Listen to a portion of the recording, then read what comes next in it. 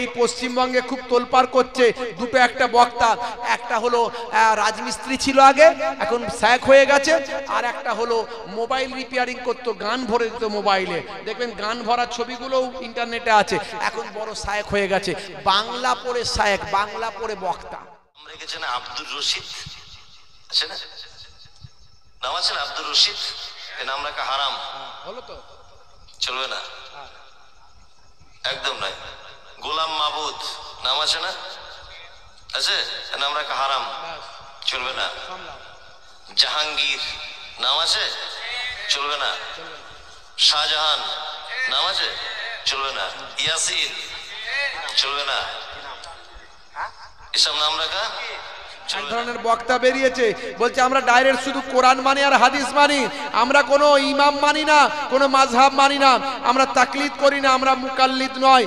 ভাইরা আমার, তরুণ যুবকেরা আমার, দেখবেন এই পশ্চিমবঙ্গে খুব তোলপাড় করছে দুটো একটা বক্তা। একটা হলো রাজমিস্ত্রি ছিল আগে, এখন স্যাক হয়ে গেছে।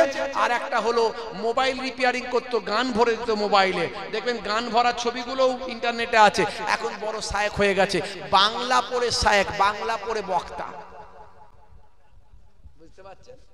এই বাংলা পড়া বক্তা, বাংলা পড়ে বক্তা হয়ে ফতোয়া দিচ্ছে হারাম।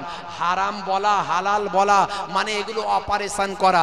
আচ্ছা, বাংলায় পড়ে অপারেশন করছে, আরবি পড়তে হবে না, এদের আরবিতে পড়ার দরকার নাই, মাদ্রাসায় যেতে হয় না, এরা ইউটিউবের বক্তা, ফেসবুকের বক্তা, সেখান থেকে জ্ঞান অর্জন করে এরা ফতোয়াবাজি করে। আচ্ছা বলুন তো, একটা ডাক্তার, সেই ডাক্তার যদি ইউটিউব ফেসবুক থেকে পড়াশোনা করে বাংলায় যদি পড়াশোনা করে অপারেশন করবো বলে, আপনার বউকে নিয়ে গিয়ে অপারেশন করাবেন? তার বেলা কেন করাবেন না? সে তো বাংলায় পড়ে অপারেশন করছে, করাবেন না কেন? ও তার বেলায় বলছে ইংরাজিতে পড়তে হবে, ইউনিভার্সিটিতে পড়তে হবে, ডিগ্রি আদায় করতে হবে, এমবিবিএস, এফআরসিএস, এমএস ডিগ্রি নিতে হবে, তবে বুঝবো যে সে ভালো ডাক্তার। আর এই মৌলানার বেলায়, বক্তার বেলায় ডিগ্রিটা খুঁজবে না, যে টাইটেল পাস কিনা, ফাজেল পাস কিনা, মুফতি পাস কিনা, ভাই আমার কামেল পাস কিনা, ভাই আমার এই যে ফতোয়া দিচ্ছে, ভাই আমার ফতোয়া মুফতি হয়েছে কিনা খবর নেবে না। তার বেলায় বাংলায় পড়ে ফতোয়া দিচ্ছে, তাই নিয়ে নিচ্ছে। আর এদের ফতোয়া শুনলেই ঈমান আমল সব ধ্বংস। এই জন্য পণ্ডিতরা বলেছে, নিম ভাই আমার, নিম ডক্টর খাতরায় জান আর নিম মৌলবী খাতরায় ঈমান। এরা যে নিম মৌলবী খাতরায় ঈমান, তার প্রমাণটা একটা নিয়ে নেন, আমার কাছে আছে, আমি অনেক জায়গায় বলেছি, কত বলবো আর ভালো লাগে না, তো বলতে হয়। সমাজে অনেক লোক নাম রেখেছেন আব্দুর রশিদ, আছে না নাম আছে না আব্দুর রশিদ, এই নাম রাখা হারাম, হলো তো চলবে না, একদম নাই। গোলাম মাবুদ নাম আছে না, আছে, এই নাম রাখা হারাম, চলবে না। জাহাঙ্গীর নাম আছে, চলবে না। শাহজাহান নাম আছে, চলবে না। ইয়াসিন চলবে না, এসব নাম রাখা চলবে না। যে নামের অর্থ হয় না সে নাম রাখা ইসলামে নাজায়েজ, চলবে না। আল্লাহর নামের আগে আব্দু শব্দ লাগানো যাবে। আল্লাহর নাম রশিদ, আল্লাহর নাম আছে নাকি? নাই, বলতে নাই। এই নামগুলো খুব সাবধান, রশিদ আল্লাহর নাম নাই। আবার অন্য জায়গায় বলেছে যাদের এই নামগুলো আছে, বললাম তাদের যদি নাম থাকে নতুন করে ফের আকিকা দিতে হবে। বুঝতে পারছেন? বলছে রশিদ আল্লাহর নাম নাই। আজই আপনি কোরআন মাজিদটা গিয়ে খুলবেন, কোরআন মাজিদে দেখবেন প্রথম পাতায় নালে শেষ পাতায় আমার আল্লাহ তাআলার 99টা সিফাতি নাম আছে, আছে না নাই? হ্যাঁ, ইয়া জব্বারু, ইয়া সত্তারু, ইয়া রহমানু, ইয়া রহিমু, ইয়া গফুরু, ইয়া গফফারু, ইয়া রশিদু, আছে না নাই? এই শেষের দিকে দেখবেন আর রশিদ আল্লাহর নাম আছে।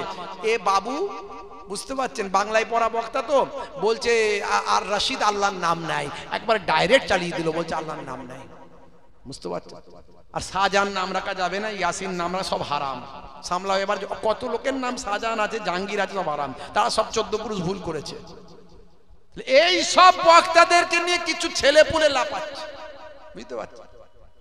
আপনি বক্তাদের নিন, যেটা ইচ্ছা সেটা নিন, কিন্তু তার যোগ্যতা দেখবেন না। বন্ধুরা আমার, আখেরি জামানা, ঈমান বাঁচানো বড্ড দায়। মুসলমান হারাবেন না ঈমান, হয়ে যাবেন না বাবা বেঈমান। এই যে ফতোয়া দিতে গেলে আপনাকে আলেম হতে হবে, অপারেশন করতে গেলে আপনাকে পণ্ডিত হতে হবে। ভাই আমার ডাক্তার যেমন এমএস ডিগ্রি করে অপারেশন করে, না হলে লোকে নিয়ে যায় না যে রোগী মারা যাবে, তেমন মুফতি পাস না করে যদি ফতোয়া দেয় হারাম হালাল বলে, আপনার ঈমানটা বরবাদ হয়ে যাবে। বুঝতে পারছেন? এই চারটে জায়গা ধোয়া হলো ফরজ। আল্লাহ কোরআনে বলছেন যখন তুমি নামাজে মনস্থ করবে তখন তুমি তোমার মুখমণ্ডল ধৌত করো। এখন কোরআন হাদিস থেকে বলুন তো দেখি মুখ কতটা? মা যখন বাচ্চাকে খাইয়ে দেয় দিয়ে বলে দাঁড়া বাবা তোর মুখটা ধুইয়ে দি, বলে মা কতটা মুখ ধোয়ায়?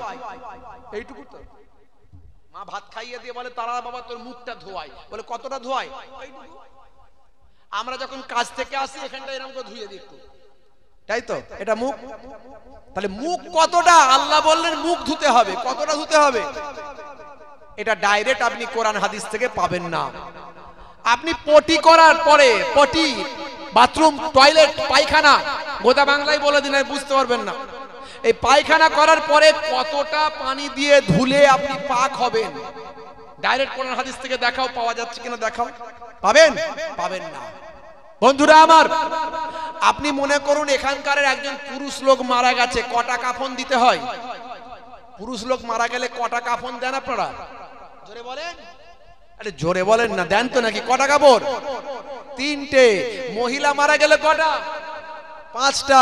আর যদি একটা হিজড়ে এলাকায় থাকে, হিজড়ে মারা যায়, কটা দেবেন? কোরআন হাদিস থেকে খুলে দেখান। বললে তো হবে না অত দেবো তত দেবো, কোরআন হাদিস থেকে খুলে দেখান। পাবেন কোথায়? পাবেন না। তাহলে যখন আমরা ডাইরেক্ট কোরআন হাদিস থেকে পাই না, তখন আমরা আমাদের ইমাম, মাযহাবের ইমাম, ছোটখাটো ইমাম নন, ইমামে আজম আবু হানিফা রাহমাতুল্লাহ আলাইহি, তিনি সাহাবাদেরকে দেখেছিলেন। নবীকে যারা দেখে তাদের সাহাবী বলা হয়, আর সাহাবীদের যারা দেখে তাদের তাবেঈ বলা হয়। আর ইমামে আজম আবু হানিফা সাহাবীদের দেখেছিলেন। তিনি সাহাবীদের দেখে যে জ্ঞান অর্জন করেছিলেন সেটা আমাদের শিখিয়েছেন। ভাইরা আমার, সেই ইমামে আজম আবু হানিফাকে আমরা জিজ্ঞাসা করি, হে ইমামে আজম, আমরা কোরআন হাদিস থেকে বের করতে পারছি না, আপনি এটা বলে দিন যে কোরআন হাদিস পড়ে কি বুঝেছেন, সেই মাসলাটা কি হবে? বুঝতে পারছেন? আর তারা যখন বিপদে পড়ে, ওই যে যারা বলে আমরা ডাইরেক্ট কোরআন মানি আর হাদিস মানি, আমরা কোনো মাযহাব মানি না, পীর মানি না, ওলি মানি না, সব বলে না। হ্যাঁ, তারা তখন কি করে? তারা তাদের ওপরের র্যাঙ্কের শায়েখকে ফোন করে, শায়েখ এই বিপদে পড়েছি, কোরআন হাদিসে পাচ্ছি না, কি করব? শায়েখ বলে দিল। অর্থাৎ ঠেলায় পড়লে এরা শায়েখের কাছ থেকে জানেন, আর আমরা ঠেলায় পড়লে ইমামে আজম আবু হানিফার কাছ থেকে জানি। এখন এদের ওই মোবাইল রিপেয়ারিং করা শায়েখ ভালো, এদের ওই রাজমিস্ত্রিওয়ালা শায়েখ ভালো, না আমাদের ইমামে আজম আবু হানিফা তার থেকে বেশি জ্ঞানী? কে? জোরে বলেন কে?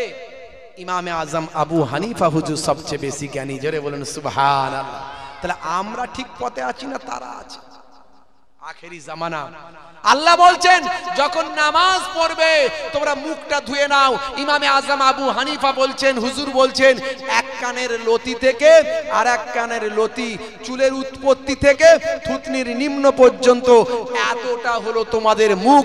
এই মুখের মধ্যে একটুও যদি শুকানো রয়ে যায়, অজু তোমার হবে না। হাত ধোয়া, পায়ের গিরার ওপর পর্যন্ত ধোয়া, হাতের ওই কনুইয়ের ওপর পর্যন্ত ভালো করে ধোয়া, আর মাথাটা মাসা করা, এই 4টে হলো অজুর ফরজ। বাকি জায়গায় গন্ডগোল হলেও অজু হয়ে যাবে, অজু হলে নামাজ হবে, আর অজু না হলে নামাজ হবে না। এখন মুসলমানের ছেলে এখানে উল্কি করেছে, এখানে উল্কি করেছে, ভাই আমার এইদিকে উল্কি করেছে, বিভিন্ন জায়গায় উল্কি করেছে, বুঝতে পারছেন? কি বলে? ওই ট্যাটু করেছে।